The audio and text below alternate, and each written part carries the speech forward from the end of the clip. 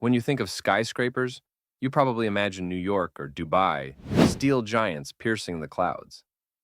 But nearly 1,000 years ago, in the heart of Myanmar, a city rose that looked eerily like a modern skyline. Towers of brick and stone stretched toward the heavens. Not just one or two, but thousands. The city was pagan, also known as Bagan, and some argue it was the world's first experiment with skyscraper living. Pagan emerged in the 9th century along the banks of the Irrawaddy River. It began as a small settlement but soon transformed into the capital of a powerful kingdom. By the 11th century, under King Anaratha, Pagan became the spiritual and political heart of Burma. Here's the astonishing part. Between the 11th and 13th centuries, its rulers and citizens built over 10,000 temples, pagodas, and monasteries across just 40 square kilometers. Today, about 2,000 of them still stand. From a distance, it looked like a forest of towers, a medieval skyline rising from the plains. Why did they build so many? The answer lies in religion and power. Pagans' rulers were devout Buddhists. Building temples was not just an act of faith, it was a way of showing prestige, earning merit, and leaving behind a monument to one's rule. Each noble family, each merchant, each king wanted to outdo the other.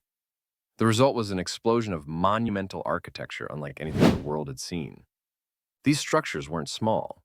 Many temples rose several stories high, with soaring stupas and intricate halls stacked on top of each other. Some of the largest, like the That Binyu Temple, reached 61 meters tall, taller than many medieval cathedrals in Europe.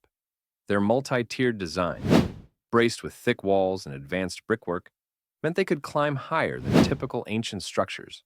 From the air, Pagan must have looked like a futuristic city.